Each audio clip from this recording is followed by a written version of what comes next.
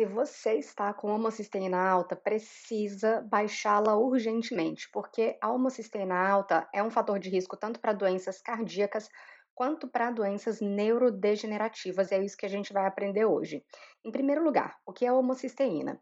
A homocisteína é um subproduto do metabolismo da metionina, e a metionina vem da nossa dieta. Quando consumimos alimentos de origem animal, principalmente, estamos consumindo alimentos que contém muitos aminoácidos e contém muito do aminoácido metionina. Então, as carnes, os frutos do mar são bastante ricos em aminoácidos como a metionina. A metionina, ela vai servir de tijolinho para construirmos as nossas proteínas, enzimas, anticorpos, mas ela também serve como substrato para a produção de várias outras moléculas. Moléculas importantes, por exemplo, substâncias antioxidantes, como a glutationa, mas a partir desse metabolismo, se esse metabolismo está alterado, esse metabolismo que a gente chama de metabolismo de um carbono, nós podemos acumular homocisteína.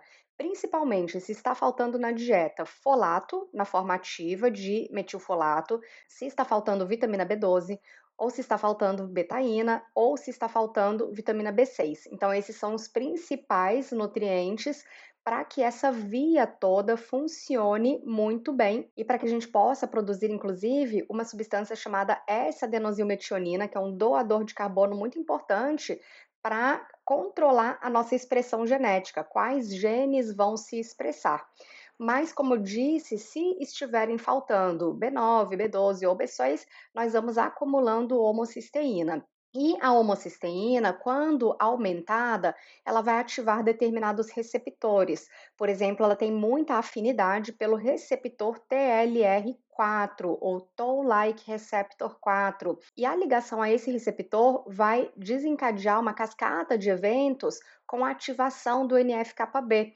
E essa ativação gera a expressão genética de citocinas inflamatórias, ou seja, a fita de DNA vai ser lida e essa fita contém várias informações, inclusive informação para a produção de substâncias que são inflamatórias, inclusive informações para que a mitocôndria produza mais radicais livres. Isso não é legal, porque se nós estamos produzindo, por conta desse excesso de homocisteína, muito radical livre, estamos inflamando muito, isso vai ter um impacto negativo tanto no nosso sistema cardiovascular quanto no nosso sistema nervoso, inclusive com aumento de perda de neurônios e também aumento do risco de convulsões. Muito disso se deve à hiperestimulação do receptor NMDA. O receptor NMDA, ou N-metil-D-aspartato, é um receptor que está lá no nosso sistema nervoso, lá nos nossos neurônios. E quando ele é estimulado, ele deixa entrar nos neurônios um excesso de cálcio. E esse excesso de cálcio faz com que a gente produza uma quantidade muito grande de radicais livres, o que realimenta o estresse oxidativo, perpetua a inflamação, então o processo vira uma bola de neve. Esse excesso de homocisteína, assim como excesso de glutamato e ativação desse receptor NMDA, pode causar então muita morte de células, inclusive células neuronais. Os valores de referência para a homocisteína são de 7 a 22 para homens, cerca de 5 a 18 para mulheres, mas se você tem fatores de risco cardiovasculares, fatores de risco para doenças neurodegenerativas na sua família, ou se você já sabe que tem uma genética mais propensa a doenças como Alzheimer, o interessante é manter a homocisteína entre 5 e 9. São muitas causas do aumento da homocisteína, então nós vimos que carências nutricionais, como de vitaminas do complexo B, vão favorecer esse aumento de homocisteína. Porém, mesmo pessoas que têm dietas adequadas e estão envelhecendo, podem absorver, por exemplo, mesmo menos nutrientes, menos B12, e por isso elas também têm um aumento de homocisteína. Ou se elas fazem uso de antiácidos ou medicamentos como metformina, esses são medicamentos, entre outros, por exemplo, anticonvulsivantes, diuréticos, que também diminuem a absorção ou a perda de vitamina B12 e com isso a homocisteína aumenta. Consumo de álcool, fumar, ou se você tiver alguma alteração genética que influencia no metabolismo desses nutrientes, você também pode ter um aumento de homocisteína. Fora as vitaminas do complexo B, são muito importantes também nesse metabolismo o zinco, o magnésio, e como você pode ver nessa imagem, essas reações de transferência de carbono são muito importantes para metilação, ou seja, para transferência do grupo metil, do grupo CH3. Isso ajuda a proteger o nosso material genético, ajuda a regular a expressão genética, é importante também para a síntese de neurotransmissores, para a eliminação de toxinas do nosso corpo. Esse ciclo também é muito importante para a produção de glutationa, que é um dos principais antioxidantes para o nosso cérebro, e também controla a quantidade de radicais livres na mitocôndria. Excesso de radicais livres também é um fator associado à morte celular e a envelhecimento mais precoce. Então, essas reações, elas são fundamentais no nosso corpo,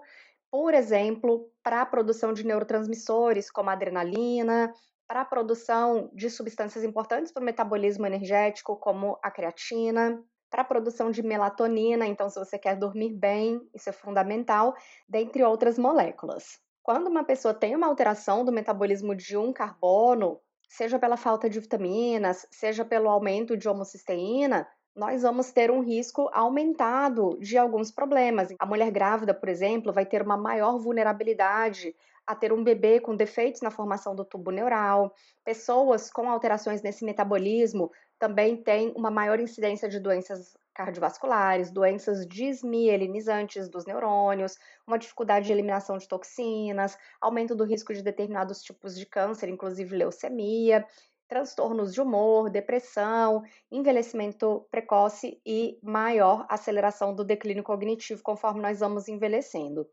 O exame mais comum da gente avaliar esse metabolismo de um carbono é a própria homocisteína, mas existem outros exames também, tanto plasmáticos quanto urinários, que o médico pode pedir. Mas aqui o importante para a gente é que para baixar a homocisteína, nós precisamos de uma série de nutrientes. Então, vimos as vitaminas do complexo B, zinco, magnésio, betaína, e toda vez que você suplementa zinco, também tem que suplementar um pouquinho de cobre para não desequilibrar o metabolismo. Então, existem alimentos que são fontes desses nutrientes, por exemplo, nós temos vitamina B1 na aveia, no feijão, na abóbora, no milho, no germe de trigo, no caju.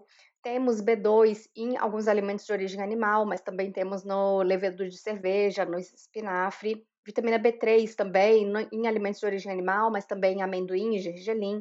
Vitamina B9 em todos os vegetais verdes escuros, como espinafre, couve, brócolis, mas também no feijão, no quiabo, no amendoim, na levedura de cerveja. B12 em todos os alimentos de origem animal, cobre no coentro, na castanha de caju, na castanha do Pará e na linhaça, magnésio principalmente em sementes, como semente de abóbora, semente de girassol, mas também em cereais integrais e no germe de trigo, e a betaína no germe de trigo, no espinafre, na beterraba e no farelo de trigo. Agora, se a pessoa já tem uma dieta adequada e mesmo assim a homocisteína está muito elevada, é importante fazer uma suplementação desses nutrientes em dosagens maiores. Nós podemos dosar também esses nutrientes no plasma para ver o que está acontecendo e qual nutriente a gente precisa suplementar em maior ou menor dosagem. Agora, para baixar a homocisteína também é muito importante retirar o álcool da dieta e reduzir carnes vermelhas.